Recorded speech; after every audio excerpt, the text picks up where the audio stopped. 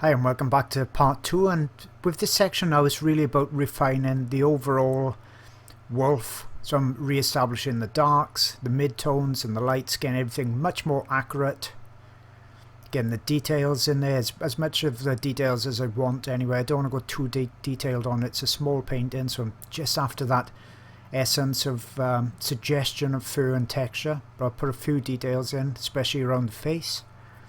So there's not going to be a great deal of talking on this video because it's just using very similar colours, just darkening areas here and there and lightening others, but you'll see it'll make quite a big difference. The last hour or so of a painting, because this one took me almost 4 hours and this would be roughly the last hour, that's when it really all comes together, and it's worth, you know, starting that when you're fresh. So usually a new painting session or even a new day, and you're raring to go when you're looking forward to painting it, so you can do your best work then.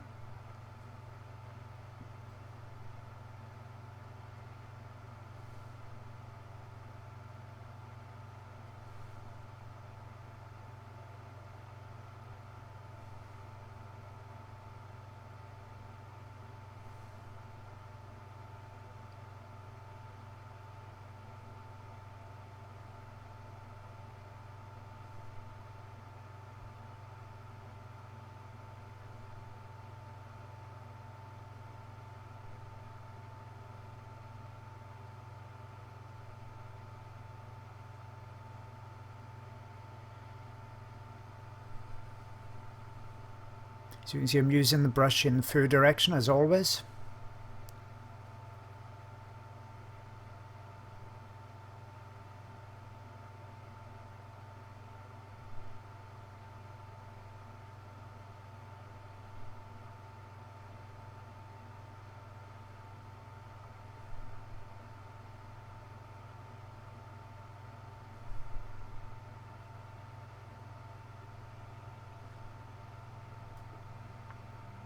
And what I'll do, I'll just speed it up slightly so you get to see it all happen a lot quicker, but I'm not going to speed it up so much that it's difficult to see the brush strokes. But I'm just going to continue this process now for a little while.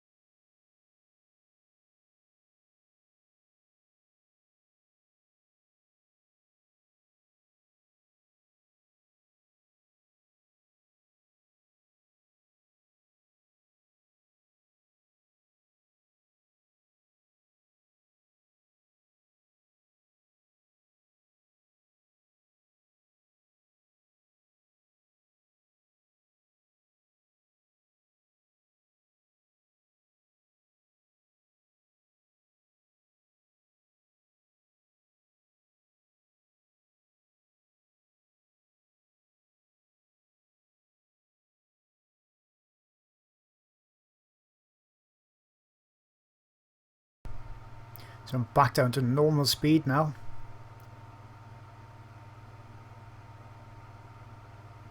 Add in some more of the suggestions of details.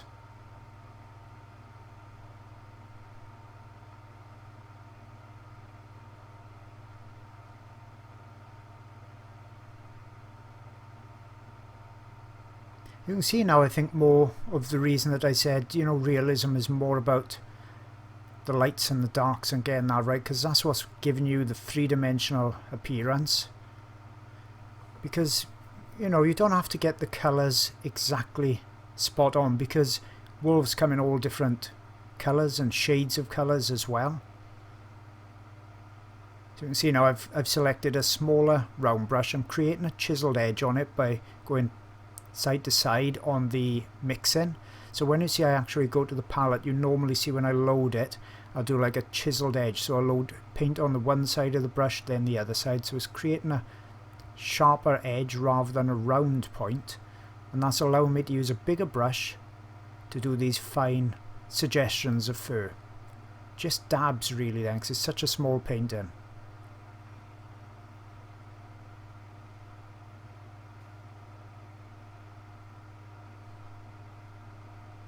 So it's just a suggestion. I didn't want to go to a tiny minuscule little zero brush, because when you do that you usually find that it looks just too rigid. The fur hasn't got the correct amount of texture.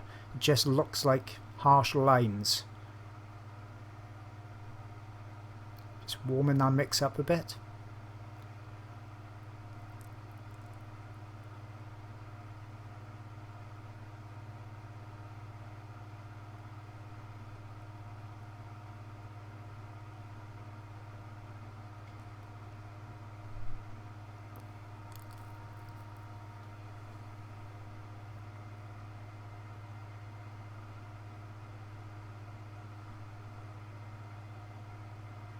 Naples yellow I use then, and that's great colour for lightning, especially earth colours. If you go white, you always seem to cool the colour down, because I see white as, although it doesn't really have a colour, it generally is on the cold side, so on the bluer side, so it cools it down. But Naples yellow, especially in wildlife subject, is one of those paints I wouldn't do without. And it's great for lightening these colours. And it's nice and opaque too.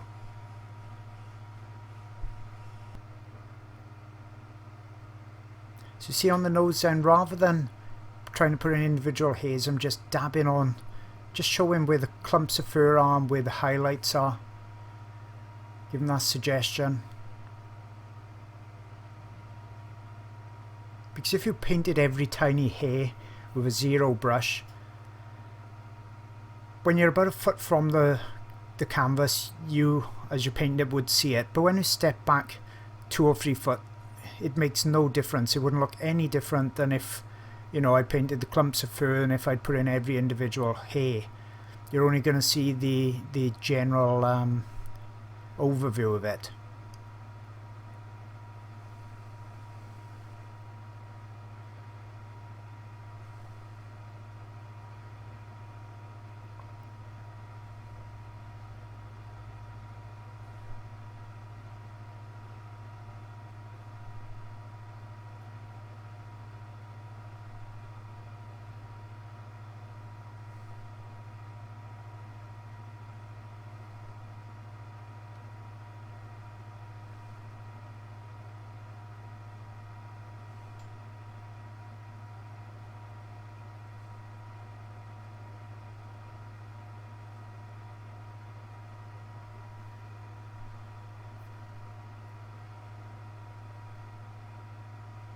And the same goes here, just a general suggestion, but look how that makes that pop, just a few highlights. And there the face is looking much more realistic now.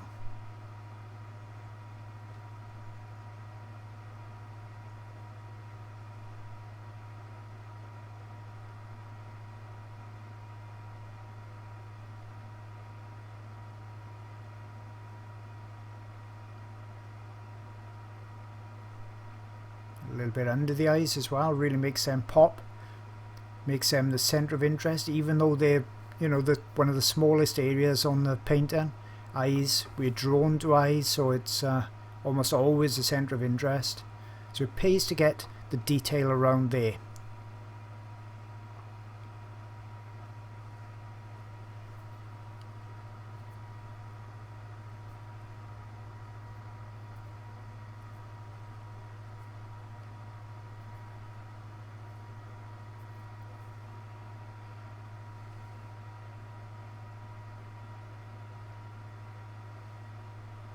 And if it's a little bit too bright like that, I can always use my finger. It just takes a little bit of the paint off. Yeah, that's a better shape. And just a little bit off there. It's just subduing it a little bit, that's all it's doing.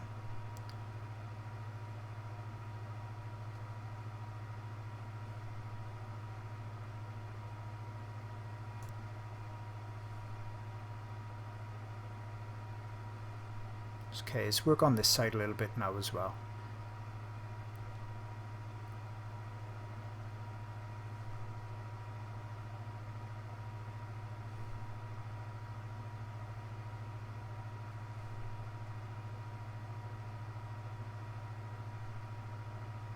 So more highlights.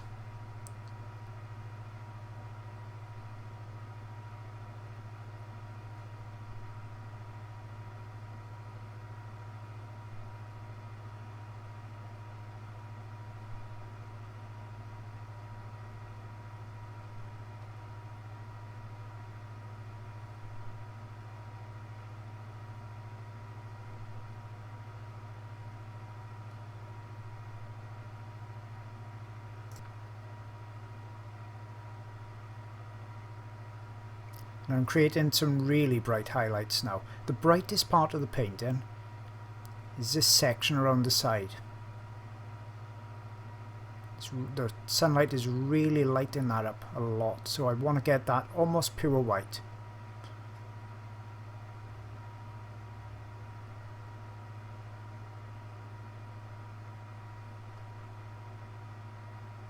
Thick paint, nice thick paint there in the highlight.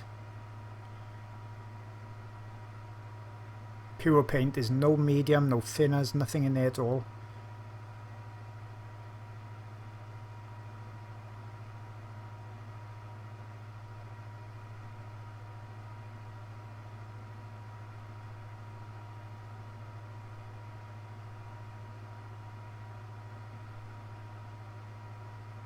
Can't really see the colours I'm mixing here again much, but just creating a bit of a yellow to it, a bit of a orangey yellow, very slight.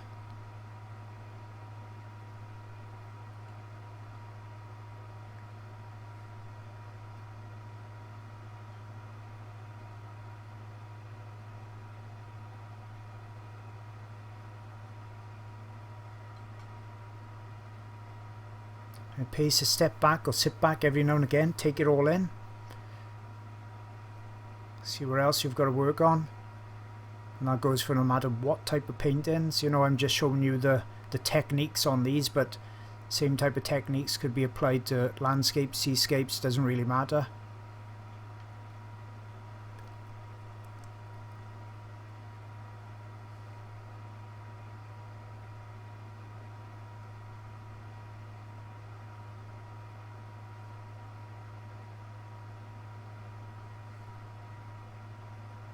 Just some fur texture building up by here on the around the neck area. And I'll just speed it up again so you can see how this comes together as well. So it's just the same techniques building it up.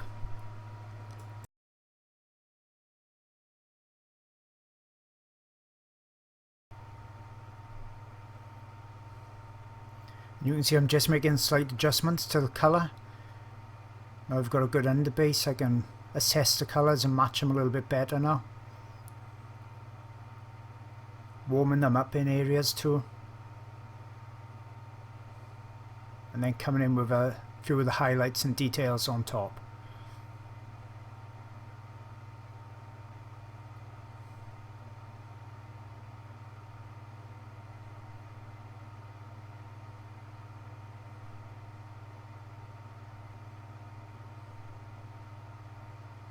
So spend a little time on this part of the neck because that's one of the most showy sections, I should say. So I want to get a little bit more detail in there. Back to my flat brush. A little bit of dark detail in the shadow side. Just giving the impression of a few clumps of haze. And then a few individual hairs. with that small rigger. Don't need many, just a few here and there. Whilst I've got that brush, I'll put in a bit more detail on the head, around the ears, mouth.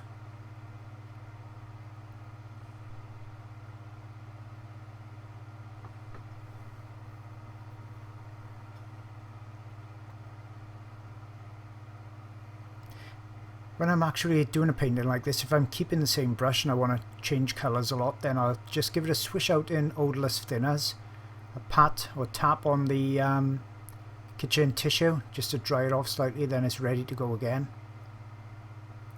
But I don't clean them very often. I've usually, like I said, I've got about 2 or 3 sometimes on the go, so I've got a brush for darks, brush for lights, and a brush for the mid-tones. Not on everything, but just, you know, perhaps on this dark section I'll pick up a dark brush, the dark brush, and then mid-tones I've got one for that as well.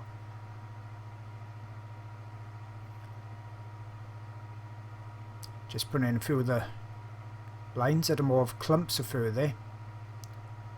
And on the back of the leg, that'll make that come forward in the painting a bit more, light against dark.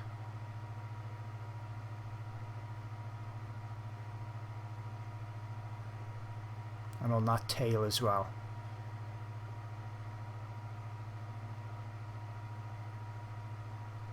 I think sometimes with this speeded up section you can actually see it develop quicker, so you know where I'm going with it. You can actually see what I'm doing. I know you're not seeing every brush stroke, and I can't do that on these videos because then the shortest video would be 5 hours long. Longer ones would be probably more like 10 hours long. That leaves massive file sizes, and it'll take me at least 3 times as long to do the editing as it does to shoot the video, so it's much longer then than the actual painting itself, so it's just not feasible. But I think that by showing you, a lot of it slowed down with voiceover and then speeded up sections like this, you can actually see it growing faster, and it's easier to get your head around exactly what I'm doing.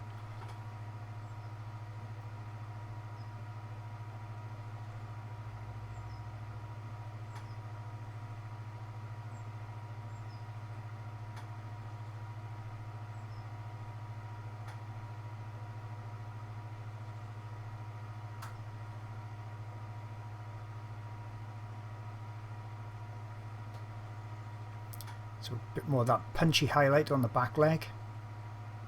So that's bringing that sunlit look. And on the foreleg as well there.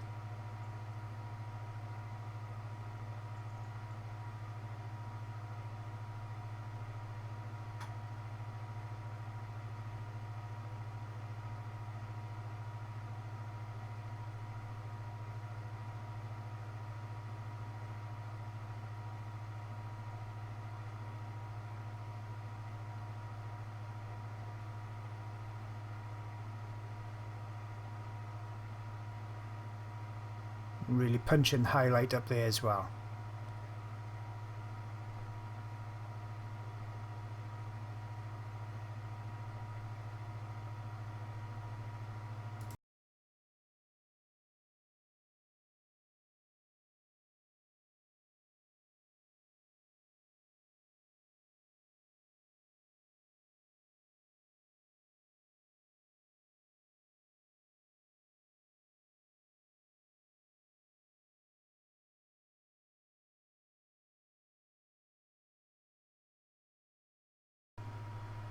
Okay, so back down to normal speed, and we're looking at the last 10 minutes or so.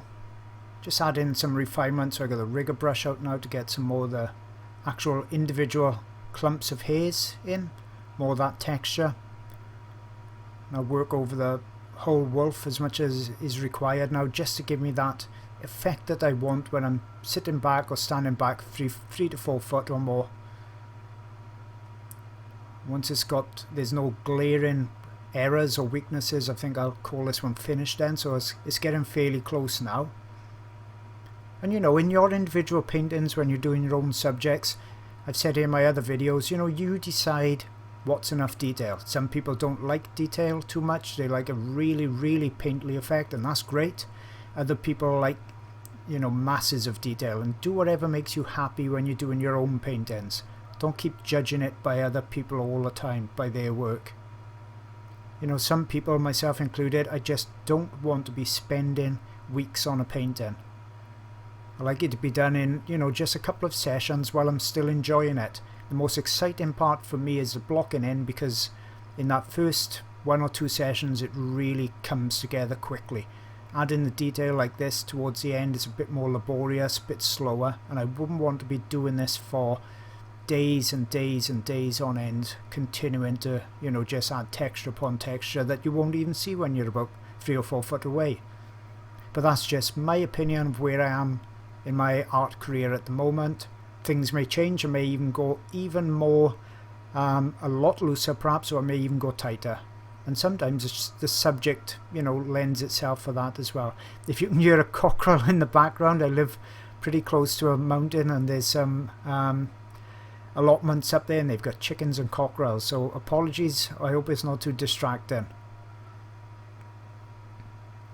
Just a few more details up here, making sure I'm getting the flow of the fur in the right direction. You know, it's not all straight, it does come around, it's going around shapes, and forms of the body as well, and they all need to be followed to make it look realistic.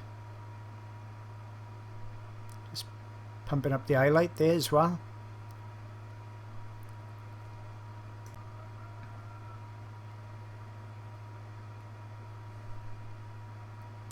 Canvas looks a little bit of an odd shape.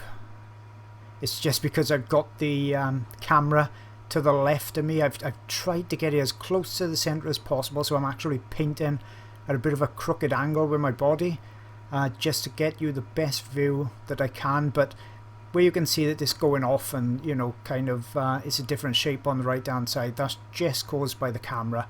It is actually perfectly squared up,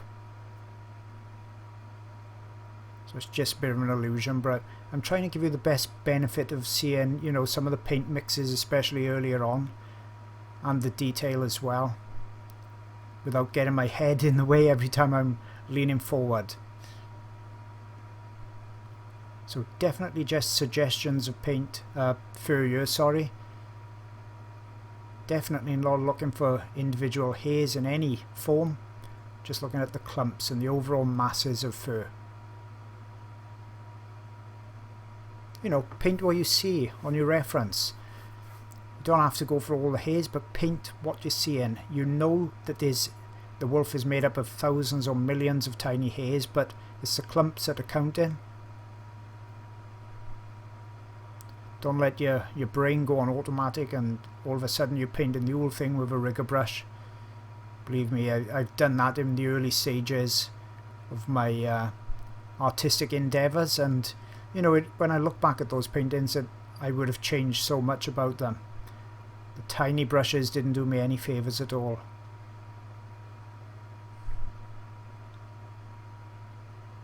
And they certainly took a long time to paint as well. I'd say the first few paintings I was doing, they were fairly large, but they were taking me probably 20 or 30 hours to paint. And I do something a similar size now, probably in generally about 10 hours for large paintings. And this one's about 4 hours. But I like to break it over a few sessions, so that's pretty quick really.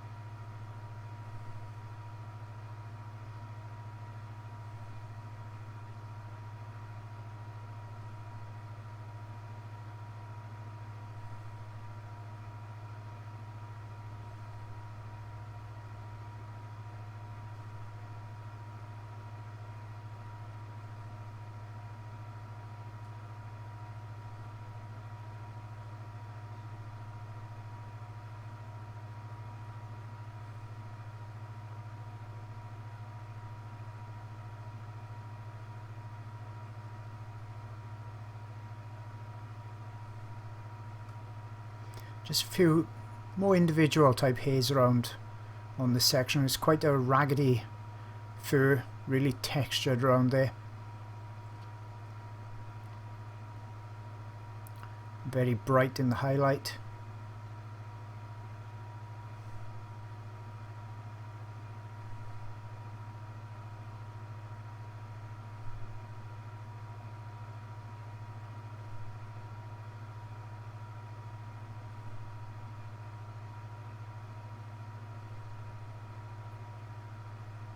Hope you can see these highlights going in okay. As I said, because I've got that very dark background of the highlights, it's super bright. It's a bit difficult for the camera to get that wide a range of contrast, but hopefully you can see it okay.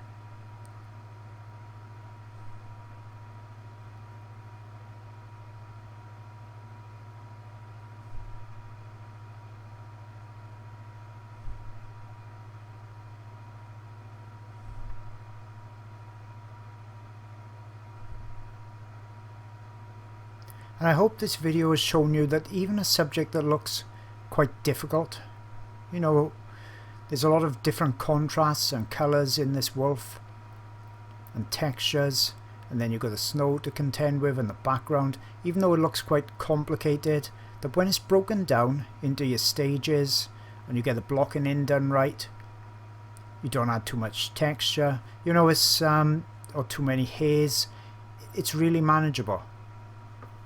The hardest part people find with a lot of their paintings is making a start. So if you get a nice reference photo, and if you're struggling for reference photos, I got loads over on my website, wildlifeart-online.com, and I do free ones every Friday on my YouTube channel, Free Photo Friday. So if you're struggling for a copyright free reference, just grab one from there, and when one takes your you know, your fancy and is something you really like, the challenge of painting or drawing or whatever it is, look at that one and then start straight away. Don't delay. That's a secret.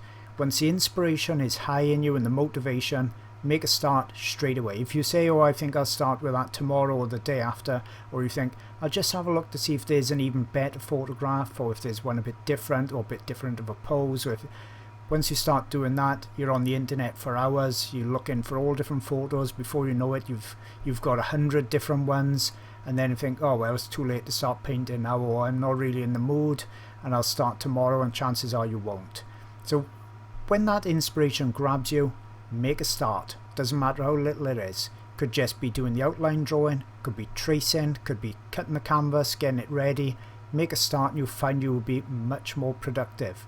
And you know, these paintings are not as scary as a lot of people think. If it all goes wrong, you've just wasted a bit of paint and canvas and time. It's a hobby for virtually all of the people out there. You know, you're not doing commissions generally all the time. You haven't got nothing to worry about, and enjoy it. That's what it's all about. Enjoy it. And if things go wrong, you've learned. Every time you learn from mistakes. Once I finish this, I'll look at it again in a couple of weeks and think, oh, I could have done that better, or I could have changed this, I could have changed that. But that's the stage I was in at that time. So you don't have to keep beating yourself up on a painting and overcorrecting. Move on, new painting, new subject, new day.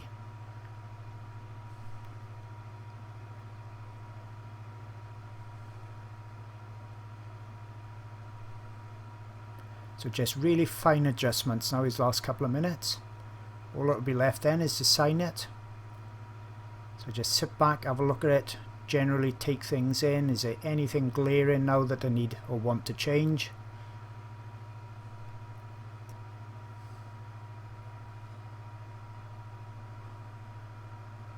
I'm just going to punch a highlight up in the eyes again. Bring them a little bit more to life. A little bit on the nose, just brighten that up. Makes it look wet. And then I can do a little bit on the snow as well, and then it's pretty much done.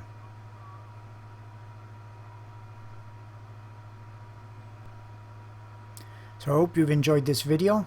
I've got lots and lots more ideas for other videos to do on Patreon. My Patreon channel is patreon.com/wildlifeart.